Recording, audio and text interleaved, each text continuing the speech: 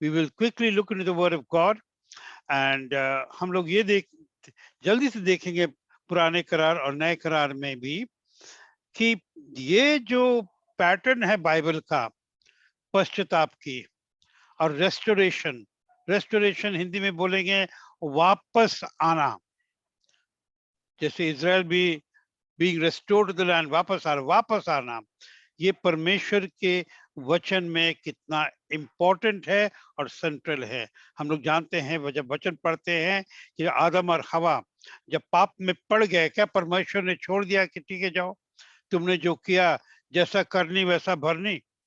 The first thing God did is restoration. और हम लोग जानते हैं तीसरे अध्याय में उत्पत्ति के कि वहीं से रेस्टोरेशन स्टार्ट हुआ एज अ प्रोफेटिक वर्ड की आने वाले दिन में पूरी मनुष्य जाति के लिए एक रेस्टोरेशन का रास्ता परमेश्वर ने खोला।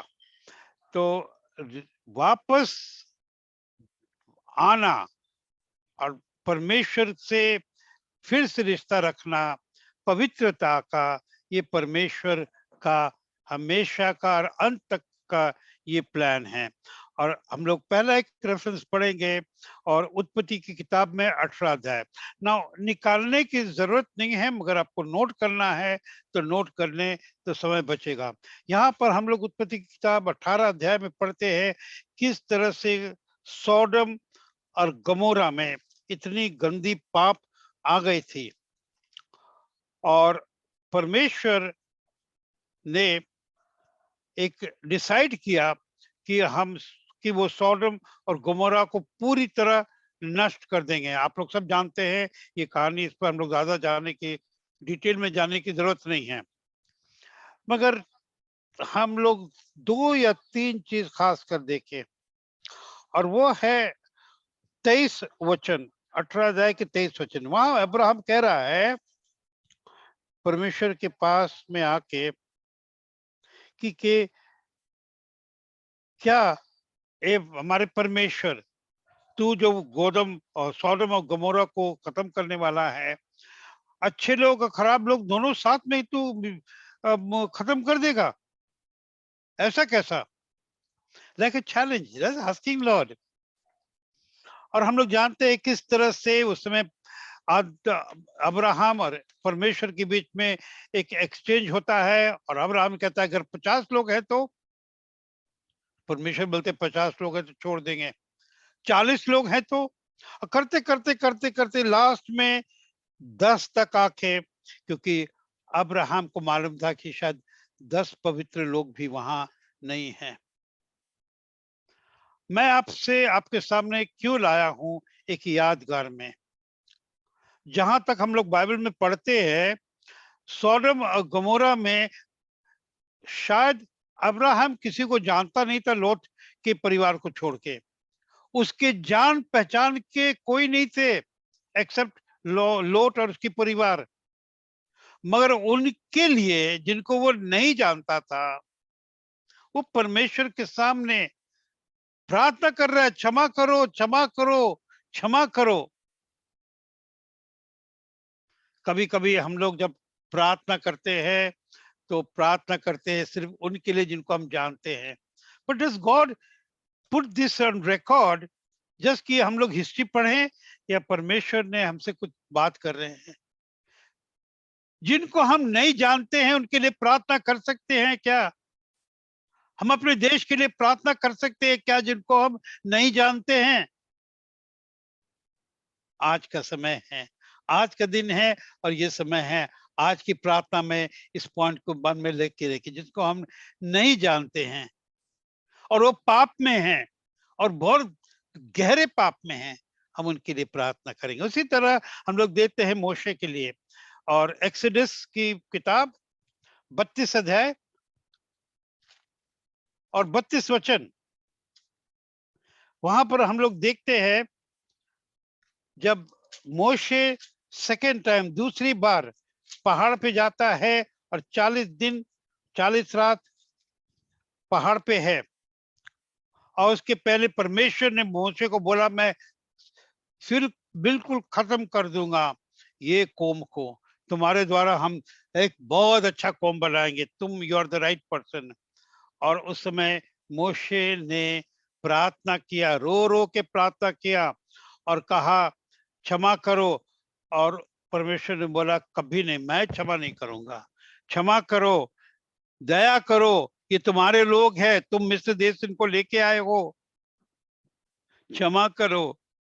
परमेश्वर बोले कभी नहीं, मैं पवित्र हूं, मैं क्षमा नहीं करूंगा। No no no. अंत में मोशे ने अपनी खुद की आत्मा परमेश्वर के सामने रख कर बोल दिया, नहीं करोगे ना क्षमा, ठीक है, हमारा नाम काट दो अपनी किताब से, हमें जाने दो नरक में उनके साथ। Yes. That is love. यही प्यार परमेश्वर ने दिखाया जब उन्होंने अपना इकलौता बेटा भेजा। और यही प्यार अगर आप में हम में नहीं है और इस तरह की हम लोग प्रार्थना नहीं करेंगे। और उस समय परमेश्वर ने बोला ठीक है, ठीक है, तुम इतने अच्छे आदमी हो, इतना अच्छा दिल है, मैं क्षमा कर देता हूं। तो 40 दिन के लिए जब ऊपर गए, 10वें दिन पे परमेश्वर ने बोला ठीक है। पर 10 दिन तक तो रो रहा था, गा रहा था, एक चीज, क्षमा करो, क्षमा करो, क्षमा करो। आप तैयार हैं किसी के लिए इस तरह से प्रार्थना करने के लिए, क्षमा करो, नहीं तो परमेश्वर मेरा हाथ, नाम हटा दो। ये हम जब आपके सामने सवाल रख रहे हैं, मैं खुद कहता हूं इसका जवाब हम नहीं दे पाएंगे अपने लिए, परंतु वचन से हम लोग देखते हैं। उसी तरह ये प्रार्थना का जो ढंग है, आज हम लोग जो प्रार्थना करेंगे इन बातों को लेकर, तीसरी बात लेके चले, जोना की किताब निकालिए मत। हम लोग जानते हैं जब जोना निनवा के लिए परमेश्वर ने बोला जाके पश्चाताप करो, उनको बोलो, अनाउंस करो, प्रोक्लेम करो, वचन दो, बोला वो पापी लोगों के लिए। जिस तरह से हम लोग अपने देश के लिए, अपने लीडर्स के लिए बहुत सारी बातें बोलते हैं, और जो बात बोलते हैं शायद 99% बातें जो हम लोग उनकी तरह उनके ऊपर बोलते हैं, हो सकता है 99% करेक्ट हो सकता है, हो सकता है करेक्ट हो, मगर परमेश्वर ने जोना को एक बहुत बड़ा लेसन सिखाया। और लास्ट वचन जो है जोना की किताब का आखिरी वचन, उसमें परमेश्वर बोल रहे हैं जोना को कि तुम कैसे इंसान हो, तुमको नहीं समझ में आता, मैं परमेश्वर हूं। और निनवा में 1,20,000 लोग हैं जिनको ये नहीं मालूम है कि दाहिना हाथ को नहीं मालूम है कि बाया हाथ क्या हो रहा है, कौन सा पाप कर रहा है, उनको छोड़ दे।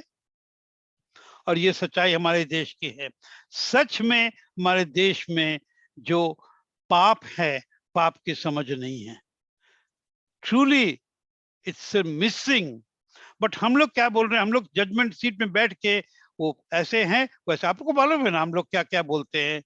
ये समय है परमेश्वर का वो वचन देखें, जब परमेश्वर बोल रहे हैं कि देयर इज इग्नोरेंस, समझ ही नहीं है इनको, मैं कैसे इनको छोड़ दूं।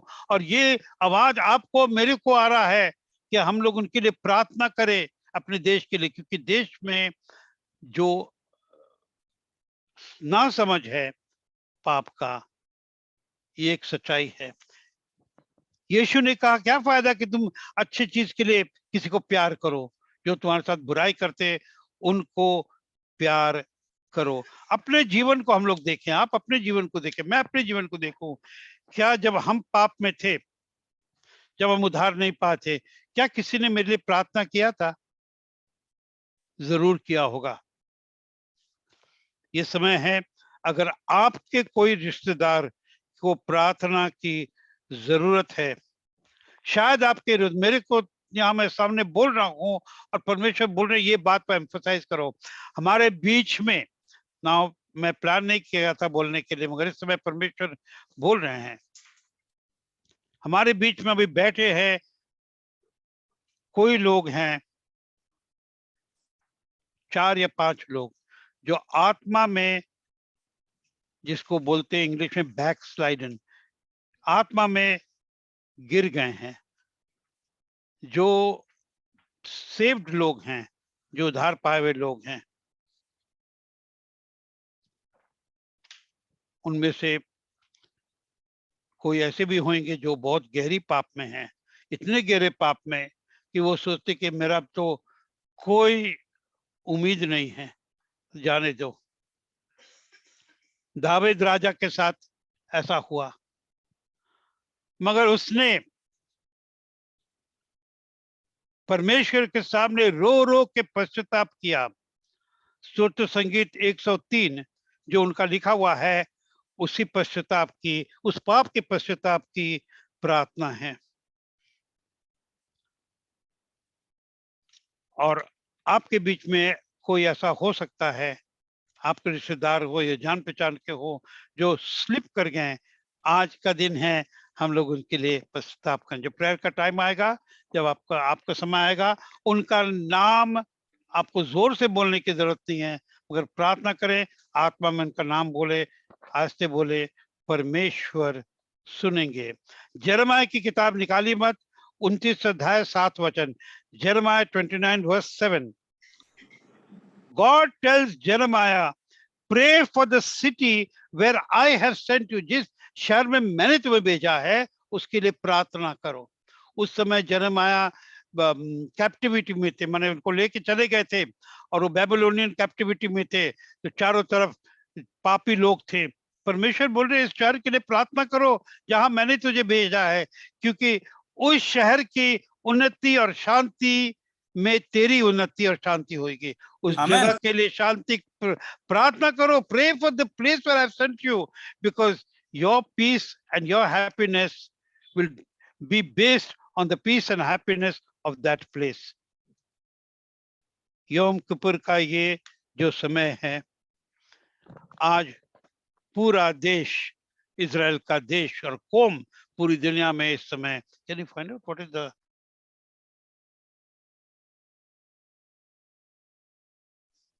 7 मिनट में, 7 मिनट के बाद मेनोरा लाइटिंग टाइम हो जाएगा। इजराइल में उन लोग जलाएंगे, हम लोग भी जहां जहां है आप भी जला लें, एंड हम लोग के लिए ये स्टार्ट हो जाएगा द योम किपुर। और जिस समय अपने लाइट करेंगे यहाँ, इसके बाद नेक्स्ट 25 आवर्स इज द योम किपुर फीस्ट। धन्य है, मैं अपने को कहता हूँ, धन्य है हम कि हम यहाँ पर हैं इस दिन को देखने के लिए, और धन्य है आप भी, आप इस दिन को देख रहे हैं पश्चाताप की। स्तोत्र संगीत 139 139 23 और 24 में लिखा है, search me O God and know my heart, try me and know my thoughts, see if there be any way wicked way in me and cleanse me from all unrighteousness. मेरे हमारे खुदावन, हमारे परमेश्वर, तू मुझे देख, हम में जो बुराई है। इस समय अपने पाप को हम लोग तो रखे, मगर किसी और के लिए पश्चाताप करके प्रार्थना करना आज का ये बहुत इम्पोर्टेंट बात है। यौम किपुर का दिन इजराइल के इतिहास के लिए, इजराइल के लिए सबसे इम्पोर्टेंट दिन है साल का। जिस तरह से अगर हम लोग अपने शास्त्रों को देखें, अपने, if you look at the scriptures, if we should say what is the most important day for the Christian, I would say the birth of Jesus Christ, the resurrection, and one more, if somebody will tell me, third, the Passover, the death of the Creator as a human being, 3, और उसी level का is the Yom Kippur.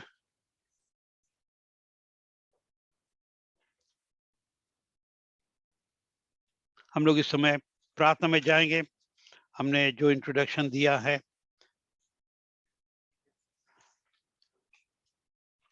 जो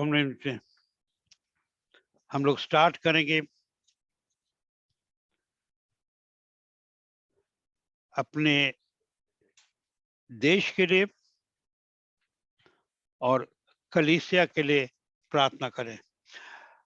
जब हम अपने देश के लिए बोलते हैं तो देश का मतलब देशवासी जो अपने देश में है, दोज आर इन इंडिया, और जो देश के बाहर है, हर हिंदुस्तानी के लिए भी हम लोग प्रार्थना करें और कलीसिया के लिए प्रार्थना करें। ना कलीसिया का मतलब ये नहीं है विनियार्ड चर्च या पेंटिकॉस्टल फेथ मिशन या बैप्टिस्ट चर्च या church of what is the one Bombay इनका है, sister Teresa church New life. or new life. Okay, your new life. Okay, not, but the church is invisible. अपनी कलीसिया जो है, invisible का हिंदी क्या है? तो चर्च इज इनविजिबल। कलीसिया जो है, ये आता है शब्द इक्लियास्टिस। इक्लियास्टिस जो बाइबल में है, those who are called out, जो उधार पा गए हैं, वो इनविजिबल चर्च के मेंबर्स है। उसका कोई मेंबरशिप फीस नहीं है, क्योंकि यीशु मसीह ने उसका फीस भर दिया हमारे लिए एडवांस में अपने लहू से। तो हम लोग, जो लोग विश्वासी हैं, हम लोग इनविजिबल चर्च के मेंबर्स हैं। तो इस समय हम लोग प्रार्थना करेंगे अपने देश के लिए और कलीसिया के लिए। और अगर इस समय सिस्टर तेरेसा के पास एक स्पेशल गाना है, just next 2, 3, 4 minutes के लिए, Sister Teresa, you can please go right ahead, and after that we will go into the time of prayer and we will give you the guidance for prayer.